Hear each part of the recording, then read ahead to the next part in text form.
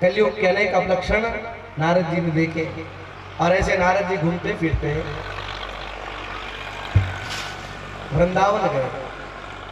वृंदावन में एक स्त्री ने आवाज लगाई, भो भो साधो क्षणं तिष्ठ मच्चिंतामपि नाशय। हे महाराज जरा रुको, क्षणं तिष्ठ। हे महाराज जरा रुकिए। भक्ति ने आवाज लगाई, नारद जी गए, क्षणं तिष्ठ। देखो संत का क्षण और सदाव्रत का कण कभी बर्बाद नहीं करना। कहीं भंडारे में भोजन करो तो उसको झूठा नहीं छोड़ना, कई लोग छोड़ देते। और संत के पास उतना ही बैठो जितना जरूरी बात करना हो, व्यर्थ की बात संतों के पास नहीं करना।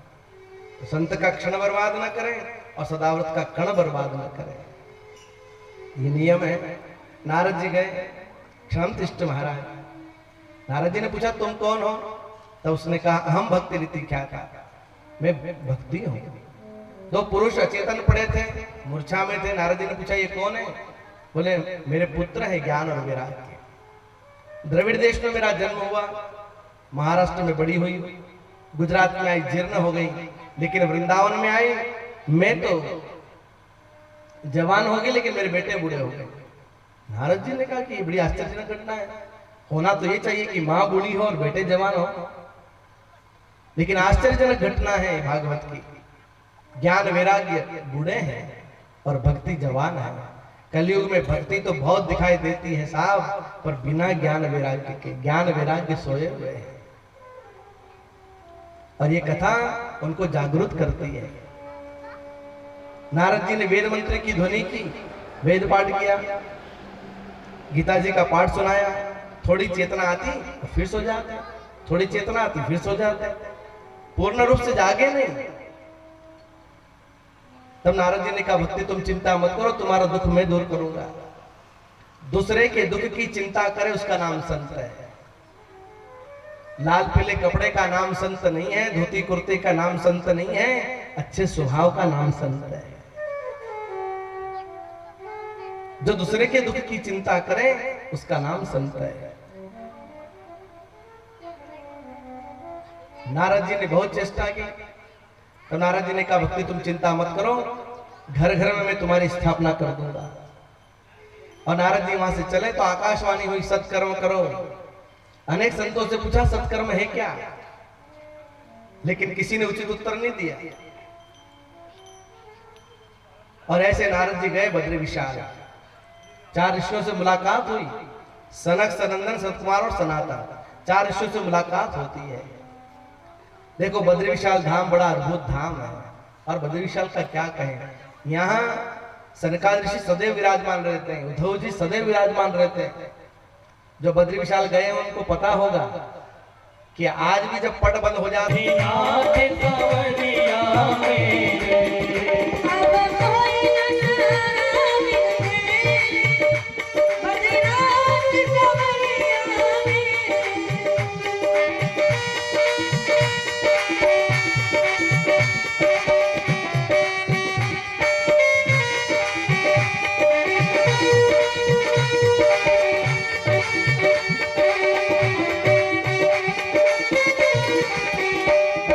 लाखों की बिजली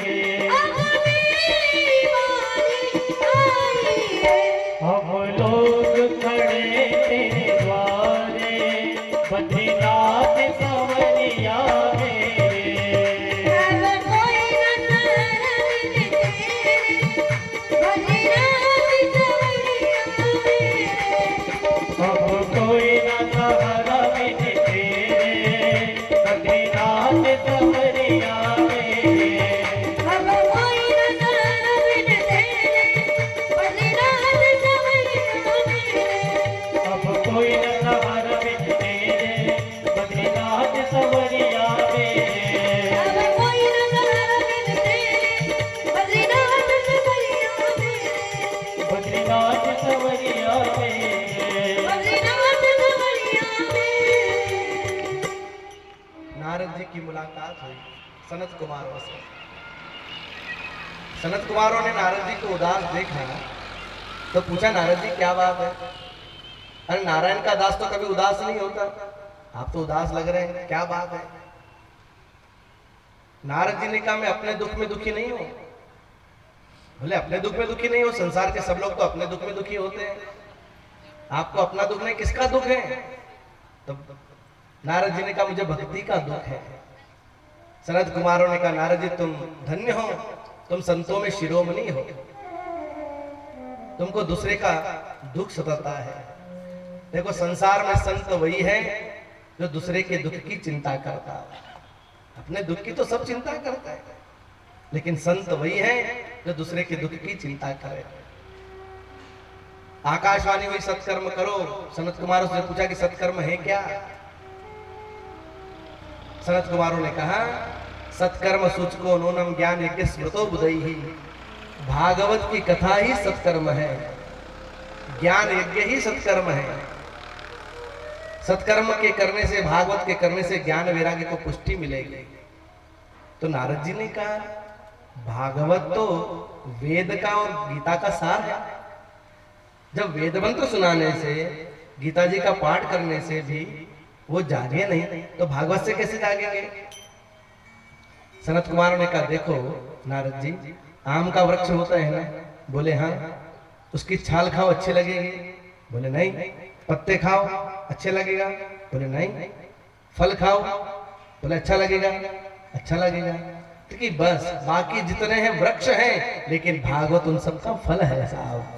निगम कल्पतरोर्गलितं फलं सुखाद्रव संयुतं पीबतं भागवतं रसमालयं मुहुरहो रसिका भूवि भावुका। भागवत वेद वृक्ष का पका हुआ फल है, और फिर ये फल भी ऐसा है कि इसमें गुठली नहीं है, छिलका नहीं है, इसमें रस ही रस है। रसमालयम, ये रस का भंडार है। जहाँ पुस्तकें मिलती हैं उसको पुस्तकालय कहते हैं, जहाँ वस्त्र मिलते हैं उसको वस्त्रालय कहते हैं, और जहाँ रस ही रस मिलता है उसको रसालय कहते हैं। ये भागवत रसालय है। हमारे कृष्ण भी रस है और भागवत भी रस, इसलिए कृष्ण का एक नाम है ना, रसिक बिहारी, रस बिहारी। तो भागवत क्या है? रस का भंडार है। तो इससे कल्याण होगा, इससे ज्ञान वैराग्य जागृत होंगे। तो कहां करें भागवत की कथा? बोले हरिद्वार में आनंद नाम का तट है, वहां भागवत की कथा करें। हरिद्वार में हर की पैड़ी पर, हरिद्वार में ये कथा होती है। देखो कथा वहीं कर लेते हैं बद्री विशाल में, लेकिन बद्री विशाल में तो सब समाधि लगाए हुए संत रहते हैं। तो कथा हरिद्वार में हो, ज्यादा नीचे भी नहीं उतरे, हरिद्वार आए। ज्यादा नीचे उतरते तो भी ठीक नहीं था, हरिद्वार आ गए कि संसार के लोगों को भी इसका रसपान का अवसर मिल जाए। चलो कथा कराए। और यह नारद जी श्रोता बने हैं और सनत कुमार वक्ता बने हैं। दोनों अद्भुत हैं। सनत कुमार कभी बद्री विशाल को छोड़ करके कहीं जाते नहीं, और नारद जी कहीं एक जगह रुकते नहीं, लेकिन भागवत की कथा सुनने के लिए नारद जी भी रुक गए। कथा का आरंभ हुआ, जय शब्द नम शब्द के साथ जय जय घोष होता है, जय जयकार होने लगा। बोले गोपाल कृष्ण भगवान की जय, श्रीमद् भागवत महापुराण की जय।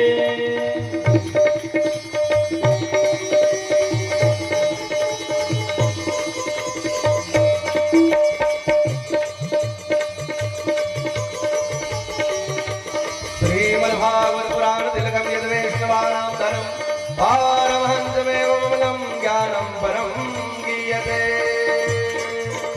श्रीमद्भागवते महामृते किं वा परैरीश्वरः सत्यो नित्यवर्ते कवि सुश्रुभे तक्षणा।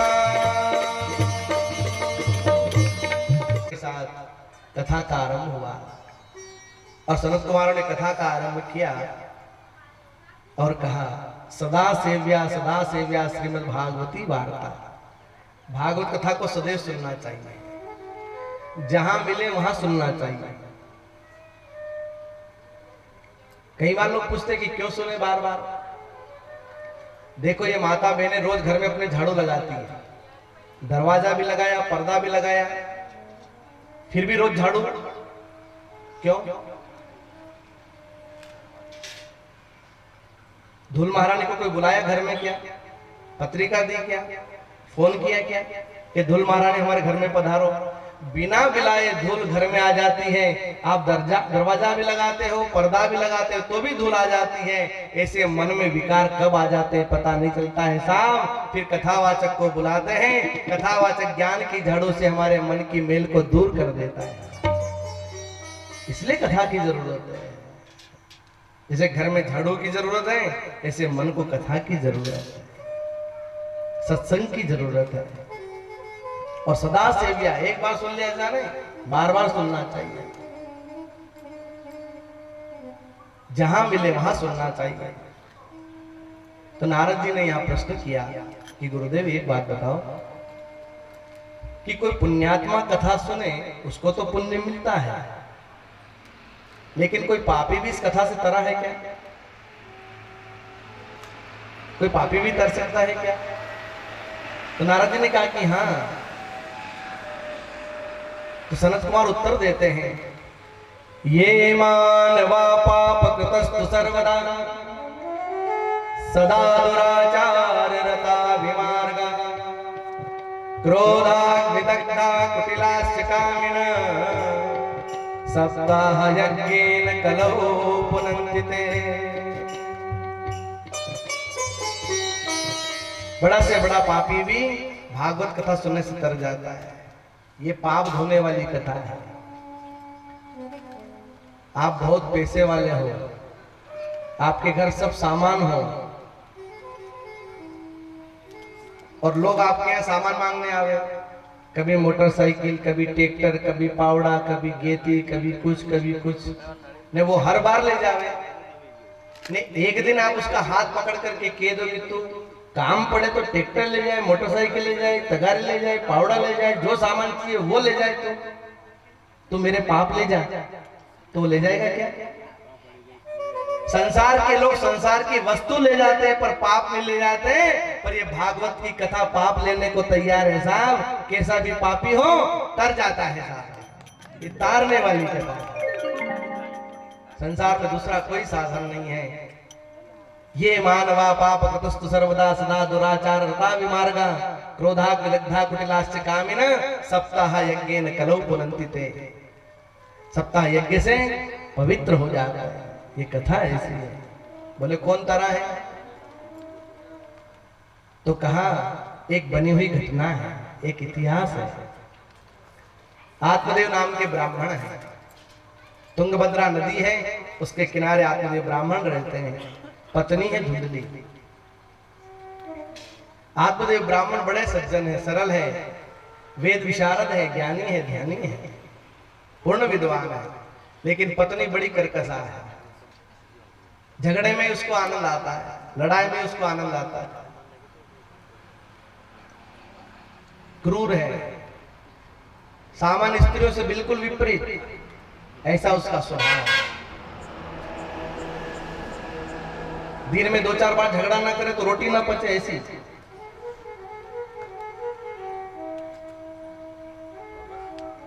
आत्मदेव ब्राह्मण के पास संपत्ति खूब, धन खूब, लेकिन संतति नहीं है। संतति नहीं है। आत्मदेव ब्राह्मण ने बहुत यत्न किया। एक दिन आत्मदेव ब्राह्मण ने सोचा कि मैं मर जाऊं तो अच्छा, आत्महत्या कर लूं। हे आत्मदेव, और आत्महत्या करने का सोचता है। देखो आत्महत्या कभी नहीं करना। कितना भी संकट आवे, कितना भी कष्ट आवे, तो भी आत्महत्या नहीं करना।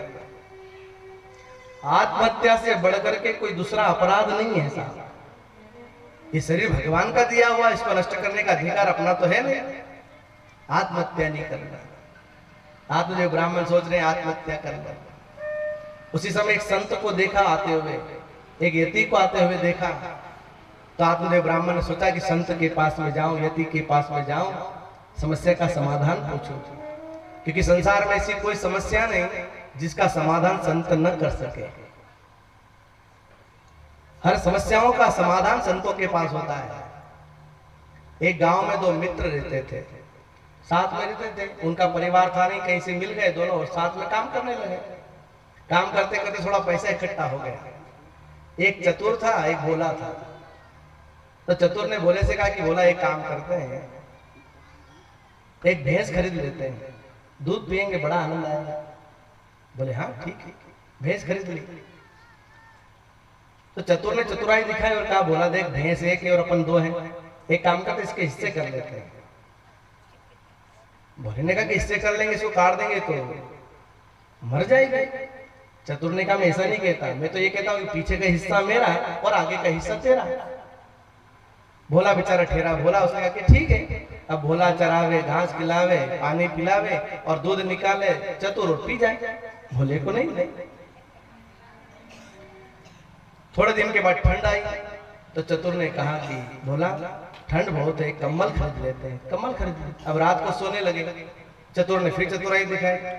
चतुर ने कहा कि देख भोला कम्बल एक है और अपन दो हैं, ठीक से ओढ़ नहीं पाते। एक काम करें, दिन में तू रखना और रात को मेरे पास में रहेगी। और दिन में तेरे पास में रहेगी, कंधे पर कम्बल न रहेगी तो गांव के लोग बड़ी बढ़ाई करेंगे तेरी। चतुर ने कहा कि रात को मेरे पास और दिन में तेरे पास। भोला बेचारा ठहरा। बोला उसने कहा कि ठीक है। अब रात को चतुर ओढ़े सो जावे और भोला बेचारा ठिठुरे। एक दिन संतों की मंडली गांव में आई। भोला गया संत के पास में, कहा महाराज बड़ी समस्या है। बोले क्या समस्या? बोले ये समस्या है, दूध भी पी जाए, कम्बल भी ओढ़े, बड़े आराम से रहे, क्या करूं, मैं बड़ा दुखी हूं। संत ने समाधान बता दिया, कहा कि ये प्रयोग करना। वो घर गया, चतुर दूध निकालने बैठा। भोले ने लकड़ी ली, गुरु मंत्र मिल गया था। अब लकड़ी हाथ में ली और भैंस के मुंह पर मारे। अब भैंस के मुंह पर मारे तो कोई दूध दे। चतुर ने कहा क्या करता है? भोले ने कहा आगे को हिस्सों मारो, हमारी मर्जी पड़े जो करो, आगे को हिस्सों मारो। चतुर ने कहा भैया आधा दूध ले लेना, रुक जा। अब रात को सूर्यास्त के समय कम्बल को गिला किया और चतुर को गिल्ला कमल दिया, ले ओढ़, प्रेम से हो। चतुर ने कहा क्या किया? बोले दिन में मेरी मर्जी पड़े जो करो। समस्या का समाधान हो गया साहब। ऐसी कोई समस्या नहीं जिसका समाधान संत न कर सके। आत्मदेव ब्राह्मण ने सोचा कि संत के पास में जाऊं। आत्मदेव ब्राह्मण गए रोते हुए। तो जैसे संत ने यति ने रोते हुए ब्राह्मण को देखा तो बोले को रोदिसी विप्र, कहां पे चिंता बोली ऐसी, क्यों रो रहे हो? ऐसी कौन सी चिंता खाई जा रही है? वदत्तम सत्वरम मह्यम स्वस्थ दुख से कारण, कहो मुझसे दुख का कारण क्या है, अपने दुख का कारण बताओ। स्वस्थ दुख से कारण। आत्मदेव ब्राह्मण ने कहा कि एक दुख हो तो बताओ ना। मैं तुलसी का पौधा लगाता हूं तो वो सूख जाता है, गाय लाता हूं तो वो बांझ रह जाती है, वृक्ष लगाता हूं तो उस पर फूल नहीं आते हैं, पितृ मेरे हाथ का पानी नहीं पीते, क्या करो? मेरे घर संतति नहीं है, पुत्र नहीं है, महाराज कृपा करो। संत ने देखा अरे तुम्हारे तो 7 जन्म में पुत्र प्राप्ति का योग नहीं है। सप्त जन्मावधि पुत्र नेवच नेवच, 7 जन्म में पुत्र प्राप्ति का योग नहीं है, एक जन्म तो ठीक है। आत्मदेव ब्राह्मण ने कहा कि महाराज मेरे भाग्य में तो नहीं है, अपने भाग्य से दे दो। संत ने कहा हमारे भाग्य में बच्चे कच्चे होते तो हम संत क्यों बनते? बोले महाराज कृपा करो, नहीं तो हम तुम्हारे चरणों में प्राण त्याग देंगे। संत ने सोचा एक ब्राह्मण मेरे चरणों में गिर करके मरेगा, ब्रह्म हत्या का दोष लगेगा। भगवान से प्रार्थना की, योग बल से फल प्राप्त किया और वो फल दिया कि अपनी पत्नी को फल खिलाना, पुत्र की प्राप्ति होगी, पुत्र की प्राप्ति होगी। आपने ब्राह्मण फल लेकर के घर आए, धुंधली को फल दिया और कहा कि फल खाओ पुत्र की प्राप्ति होगी। और धुंधली तो ऐसी कुतर करने वाली थी, ये हमारे पति भी न जाने कहां से कुछ कुछ ले आते हैं, फल से भी कोई बच्चे हुए हैं और फिर मुझे गर्व रहेगा तो भोजन कम हो जाएगा, मैं भाग भी नहीं पाऊंगी, घर में चोर आएंगे तो भागूंगी कैसे, आग लग जाए तो भाग नहीं सकते। कुतर्क करने लगे। कुतर्क करने वाली बुद्धि का नाम ही धुंधली है, कुतर्क करने लगे।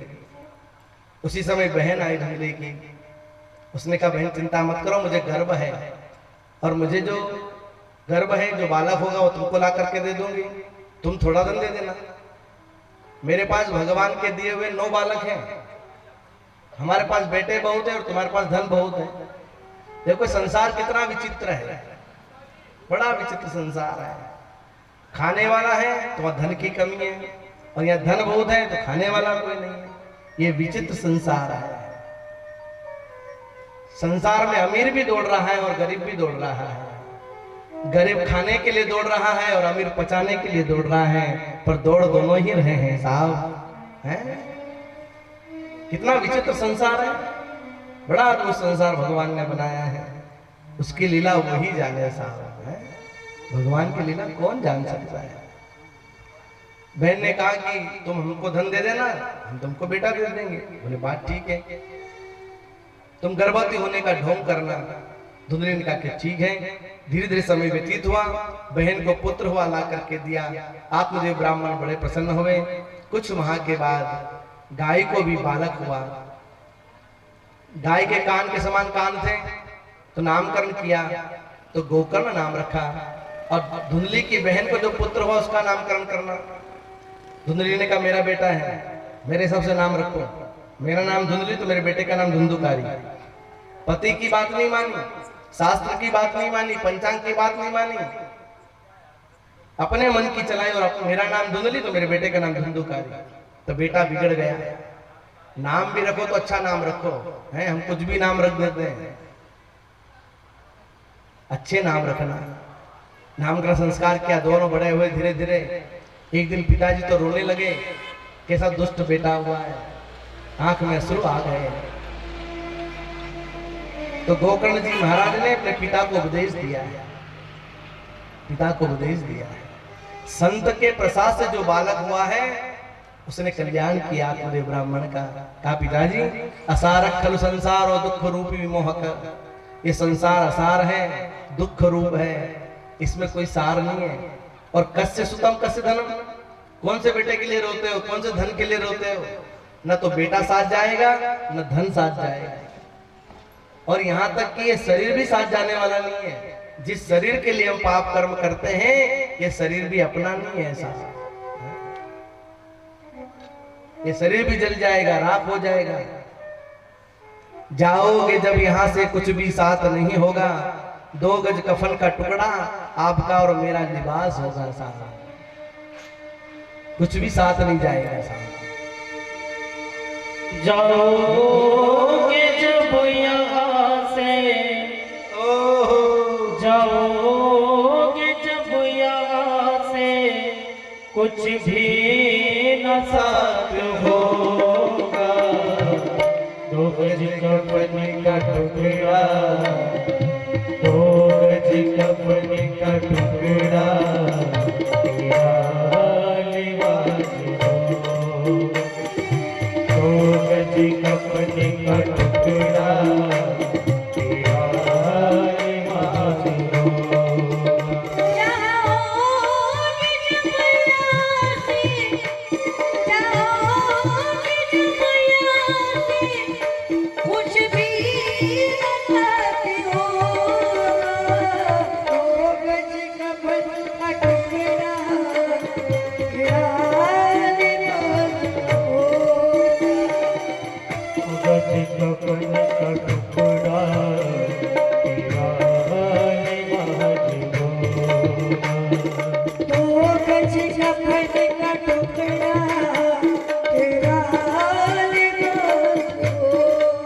देखो ताली बजनी चाहिए, ताली बजाते हुए जरा भाव से।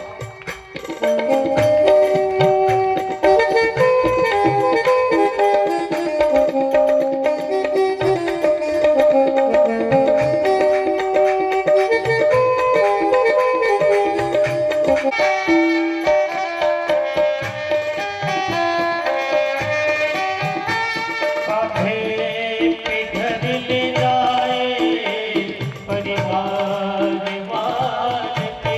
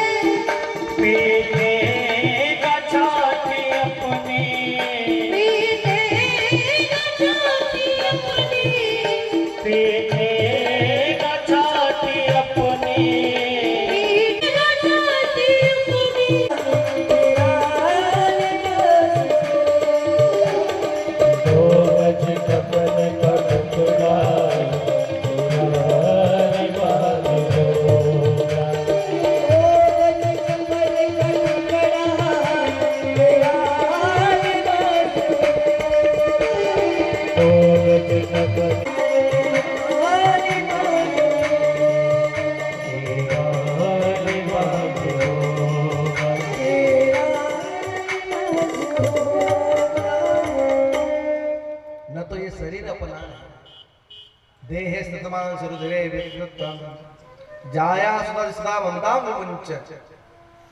पिताजी शरीर की भी ममता छोड़ो, ये शरीर भी अपना नहीं है। सेवस्य साधु पुरुषान यही काम तृष्णाम, साधु पुरुषों की सेवा करो, काम तृष्णा को छोड़ो। धर्मम भज सत्यम तेज लोक धर्मान, धर्म का भजन करो, ये भजन ही काम आएगा। बिना भजन के तर नहीं सकते। बोरी मथे घृत होई बरु सिकताते बरु तेल, और बिनु हरि भजन न तरिय भव, ये सिद्धांत पेल। बिना भजन के कौन तर सकता है?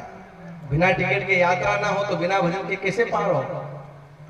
और भागवत की कथा पार करने वाली कथा है साहब। तारीति भव सागरा, ये कथा तारने वाली है, पार करने वाली है, भव सागर पार कराने वाली ये कथा है। पिताजी धर्म का भजन करो, कोई संसार में अपना नहीं है। अपना यदि कोई है तो केवल और केवल भगवान है, केवल भजन अपना है। बाकी तो यही छूट जाता है, कुछ भी साथ नहीं जाता है। कोई बहुत पैसे वाला मरा हो, जिसने अपनी छाती पर 1,00,000 2 लाख रख दिए हो और जलाया हुआ, ऐसा धर्म है क्या? कोई संसार की वस्तु अपने साथ नहीं जाती है, पर यह भजन अपने साथ जाता है। आयु धनाद सर्वशो विदुन्य बस चंचल, संसार में सब चलायमान है। यहाँ गोकर्ण जी महाराज ने उपदेश दिया पिताजी को, पिताजी ये संसार असार है, सेवा कथा रसमोह नितराम पिबत्वम। सेवा करते हुए, साधु पुरुषों की सेवा करते हुए सत्संग करो, यही साथ जाएगा। दूसरा कुछ साथ जाने वाला नहीं है। और क्षण मात्र का सत्संग भी जीवन में आ गया तो कल्याण हो जाएगा। रत्नाकर डाकू थे, हत्यारे थे, लेकिन नारद जी संत मिले तो उल्टा नाम जपत जग जाना, वाल्मीकि में ब्रह्म समाना। उल्टा नाम जपते जग जाना, उल्टा नाम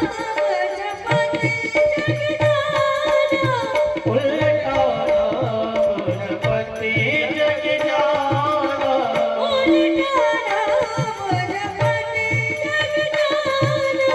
वाल्मीकि भय ब्रह्म समाना,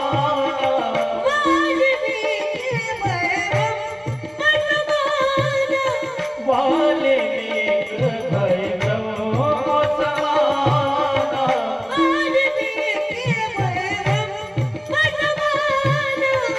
उल्टा नाम जपते जग जाना, वाल्मीकि भय ब्रह्म समाना।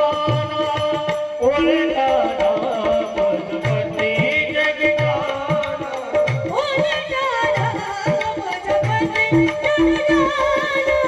वाल्मीकि भय ब्रह्म समाना।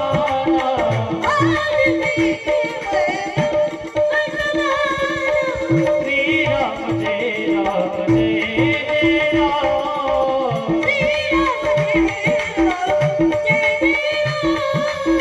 श्री राम जय राम जय राम। तुल्याम नवेना पिन स्वर्ग ना पुनर्भवम, भगवत संगीश मृत्यानाम किमुताशिषः। सेवा कथा रसमोह नितराम पिबत्वम, कथा को सदैव पीना चाहिए, सत्संग को सदैव करना चाहिए। हमेशा सत्संग करते रहो तो कल्याण हो जाएगा। एक बार नारद जी ने भगवान से पूछा कि भगवान एक बात बताओ, संत दर्शन और सत्संग का फल क्या होता है? नारद जी ने भगवान से पूछा, भगवान संत दर्शन और सत्संग का फल क्या होता है? तो भगवान ने कहा कि नारद जी जानना है तो एक काम करो, फलाने गांव में जाना, वहां एक नाली है और उस नाली में कीड़ा है, और उस कीड़े से जाकर के पूछना। नारद जी ने कहा कि ठीक है भगवान, जैसा आप कहें। नारद जी गए, नाली में कीड़ा बह रहा था। नारद जी ने पूछा कि संत दर्शन और सत्संग का फल क्या होता है?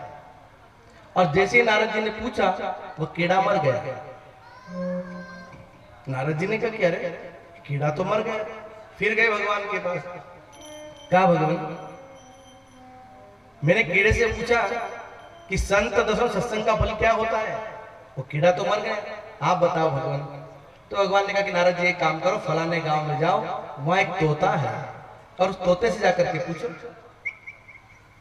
नारद जी गए, उस तोते से पूछा कि संत दसों सत्संग का फल क्या होता है, वो तोता भी मर गया। नारद जी ने कहा अरे कीड़ा मर गया, तोता मर गया। फिर गए भगवान के पास, क्या भगवान वो तोता भी मर गया, संत दर्शन सत्संग का फल क्या होता है। नारद जी को भगवान ने कहा कि देखो अभी अभी गाय ने बछड़े को जन्म दिया है, उससे जाकर के पूछो। नारद जी ने कहा प्रभु कीड़ा मर गया, तोता मर गया, केवल हत्या का दोष लगा, अब गाय का बछड़ा मर जाए तो गो हत्या का दोष लगेगा, आप ही बता दो। भगवान ने कहा नहीं जानना है तो जाओ। नारद जी हिम्मत लेकर के गए, डरते हुए गए कि कीड़ा मरा, तोता मरा, कहीं ये न मर जाए। तो नारद जी ने पूछा कि संत दर्शन सत्संग का फल क्या होता है, तो गाय का बछड़ा भी मर गया। नारद जी ने कहा रे कीड़ा मर गया, तोता मर गया, गाय का बछड़ा भी मर गया। नारद जी फिर गए भगवान के पास में, कहा भगवान जिससे पूछता हूँ वही मर जाता है, आप बताओ ना संत दर्शन सत्संग का फल क्या होता है। भगवान ने कहा नारद जी अभी अभी राजा के घर बेटे का जन्म हुआ है, उसे जाकर के पूछो। नारद जी ने भगवान के पांव पकड़ लिए, प्रभु बस कीड़ा मर गया, तोता मर गया, गाय का बछड़ा मरा, केवल गोहत्या का दोष लगा, केवल हत्या का दोष लगा, अब राजा का बेटा मर जाए तो मुझे तो फांसी लग जाए, आपको बताना हो तो बता दो। भगवान ने कहा कि जानना है तो एक काम करो, जाओ। बड़ी हिम्मत लेकर के नारद जी चले। अब नारद जी बुद्धिमान भी है, तो चार द्वार जिस कमरे में थे उसमें राजा के बेटे को बुलवाया, इससे पूछो और ये मरे तो कम से कम भाग जाओ। तो चार द्वार वाले कमरे में राजा के बेटे को बुलवाया और नारद जी देली पर खड़े, ये मरे तो भागो, पकड़ में आ गए तो फांसी लग जाए। तो बड़ी हिम्मत करके नारद जी ने पूछा राजा के बेटे से संत दर्शन सत्संग का फल क्या होता है। नारद जी ने पूछा, अब नारद जी जानते कि कीड़ा मरा, तोता मरा, गाय का बछड़ा मरा, तो ये भी मरेगा। तो भागने की तैयारी कर रहे थे और उसी समय राजा का बेटा हंसने लगा। नारद जी की सांस में श्वास आई कि चलो ये बचा है, चलो ये बचा है। नारद जी ने पूछा कि संत दर्शन सत्संग का फल क्या होता है। राजा के बेटे सत्संग का फल इतना होता है कि कीड़ा भी राजा का बेटा बन जाता है। ये सत्संग का प्रभाव है साहब, ये सत्संग का प्रभाव है, और इसीलिए हम दौड़ दौड़ करके सत्संग में आते हैं। इतनी महिमा ना होती ना साहब तो कौन कथा सुनता, ये सत्संग की महिमा है साहब। मैं तो दौड़ दौड़ कर सत्संग में ढोला गे,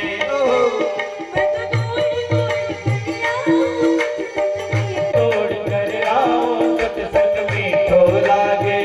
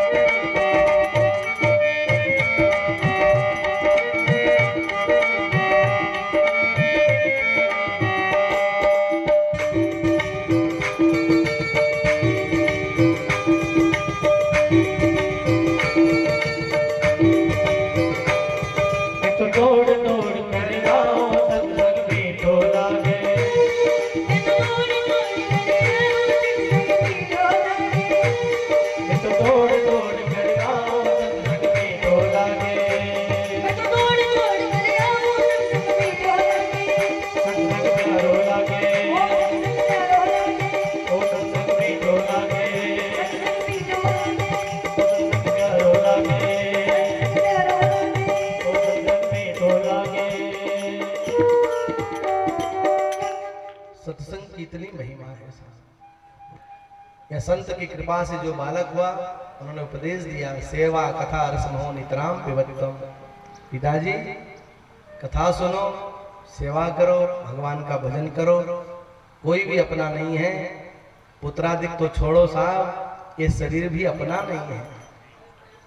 अरे शरीर में क्या भरा पड़ा है? रक्त कफवात पित्त ही तो भरा पड़ा है, इस शरीर का है क्या? धर्मम भज सत्यम तज लोक धर्मान। लोक धर्म को छोड़िए, मेरा बेटा है, मेरा धन है, मेरा घर है, मेरा मकान है, अब भजन करो। जब बेटा रुला रहा है तो रोने की क्या जरूरत है? छोड़ो सब, फिर भगवान का भजन करो। पुत्र के उपदेश से आत्मदेव ब्राह्मण ने घर छोड़ दिया, भागवत के 10वें स्कंद का पाठ करते और भगवान का भजन करके भगवान के धाम चले गए। इधर धुंधुकारी पाप कर्म करने लगा, आचरण बिगड़ गया। एक दिन माता को ही पकड़ लिया, कहा माँ कोई गड़ा हुआ धन है तो बताओ। माँ ने कहा बेटा तूने बुरे काम में सारा पैसा खर्च कर दिया, अब कहाँ पैसा बचा है? बेटे ने कहा माँ यदि धन नहीं दोगी तो मार दूंगा। इतना खराब बेटा निकला। माँ ने सोचा कि ऐसे पुत्र के हाथ से मरने से अच्छा स्वयं मर जाऊं। एक दिन अंधे कुएं में जाकर के प्राण त्याग देती है। गोकर्ण जी महाराज तीर्थ यात्रा करने चले गए। अब कोई कहने वाला ना सुनने वाला, 5-5 वेश्याओं को घर में रख लिया। 5 विकारों में जिसका मन है वही धुंधुकारी है। शब्द, स्पर्श, रूप, रस और गंध, ये 5 विकार जिसमें है उसका नाम धुंधुकारी है। बुरे काम करने लगा, चोरी करता है। एक बार राजा के घर चोरी की, चोरी का धन लेकर के आया। वेश्याओं ने सोचा कि राजा को पता चलेगा तो हमको भी फांसी लग जाएगी, ऐसा करें इसी को मार दें। वेश्याएं किसकी पत्नी हो सकती है? फांसी लगाई, फिर भी नहीं मरा, जलते हुए अंगारे मुंह में डाले और ऐसी मृत्यु हो तो मर करके वो प्रेत बना। गोकर्ण जी महाराज को पता चला तो गोकर्ण जी महाराज ने गया जी में जाकर के श्राद्ध किया, पिंडदान किया। अपने घर लौट करके आए, रात्रि को सोए हैं। खंडर हो गया घर, घास उगाई थी, लेकिन संत हैं गोकर्ण जी महाराज तो सो गए घास में ही। रात्रि के समय प्रेत अनेक रूप लेकर के आया, कभी कुत्ते का, कभी भैंसे का, कभी अग्नि का रूप लेकर के, जल लेकर के जल का छींटा दिया। कौन हो तुम?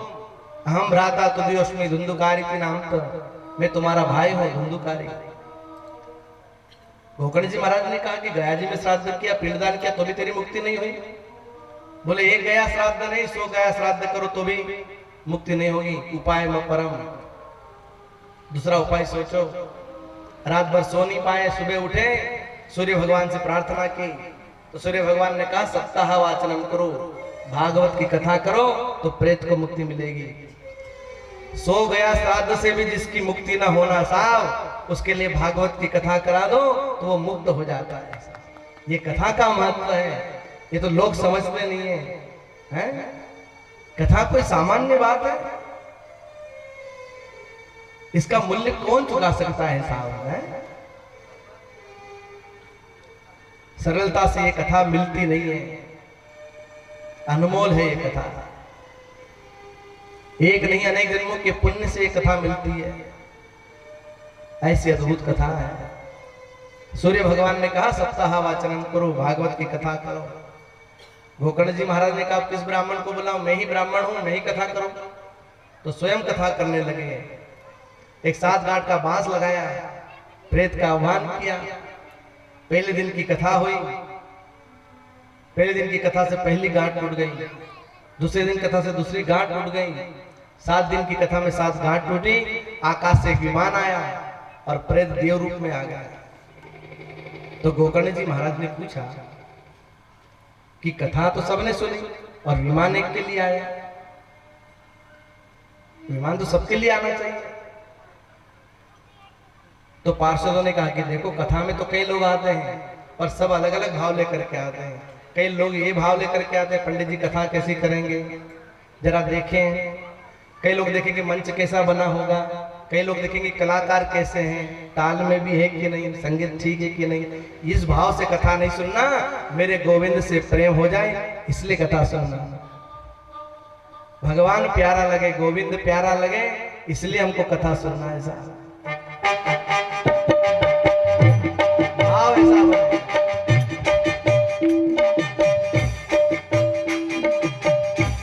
गोपाल मने प्यारो लागे रे, गोपाल मने गोपाल मने प्यारो लागे रे, गोपाल मने प्यारो लागे रे।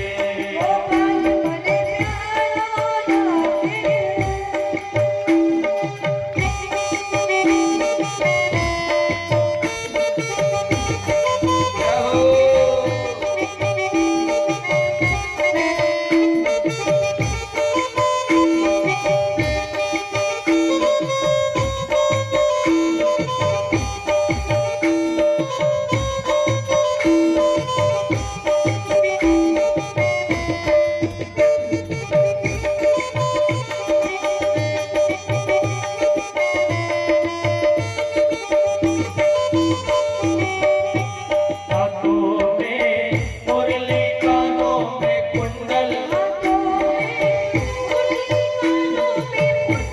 हाथों में मुरली, कानों में कुंडल, गोपाल मने प्यारो लागे रे, गोपाल मने प्यारो लागे रे, गोपाल मने प्यारो लागे रे,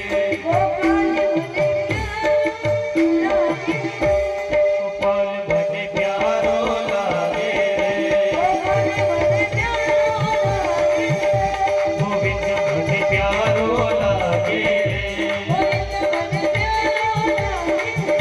गोपाल मने प्यारो लागे रे, कृष्ण मोहे प्यारो लागे रे, गोविंद मने प्यारो लागे रे, कन्हैया मोहे प्यारो लागे रे, कन्हैया मोहे, गोपाल मने प्यारो लागे रे।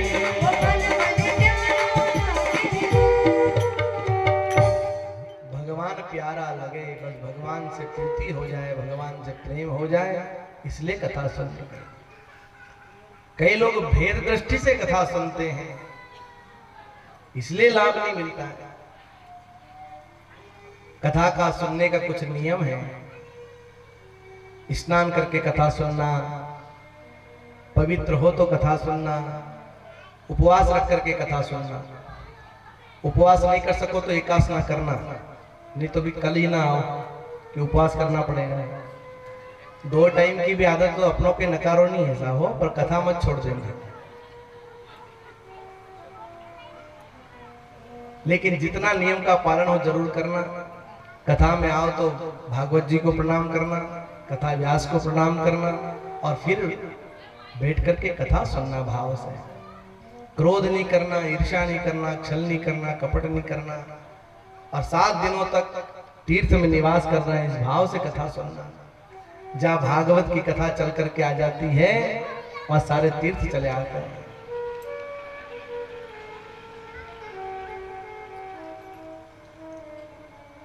बड़े पुण्य से कथा मिलती है, बड़े भाग्य से कथा मिलती है, ऐसे सहजता से नहीं मिलती साहब। कोटि जन्म समुत्थेन पुण्य नेव तो लभ्यते। करोड़ों जन्मों के पुण्य का जब उदय होता है, तब भागवत की कथा सुनने को मिलती है।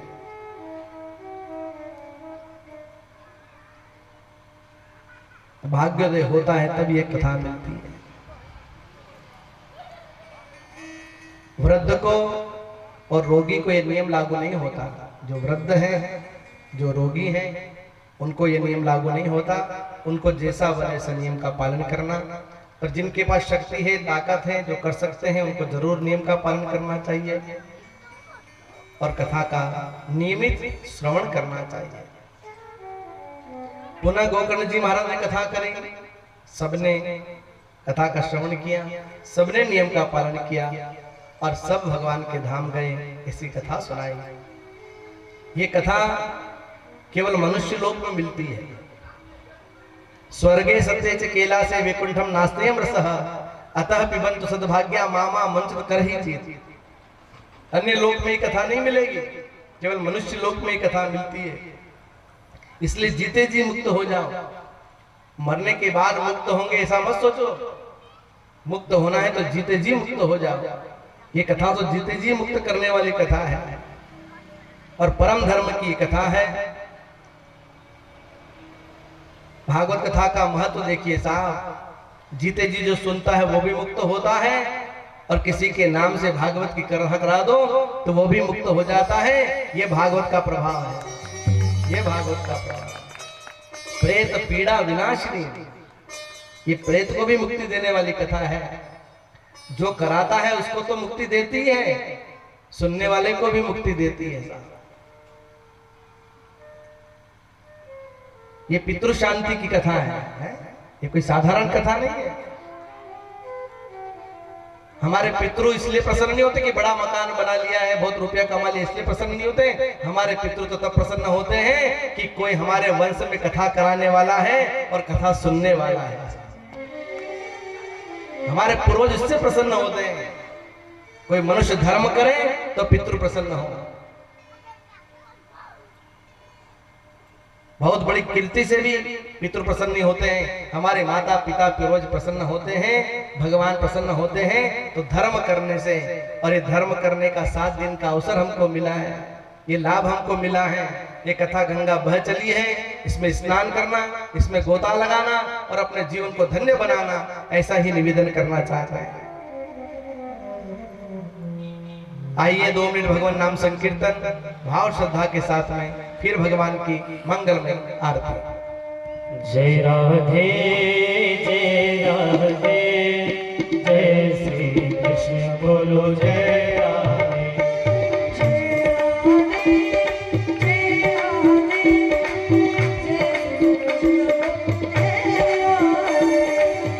राधे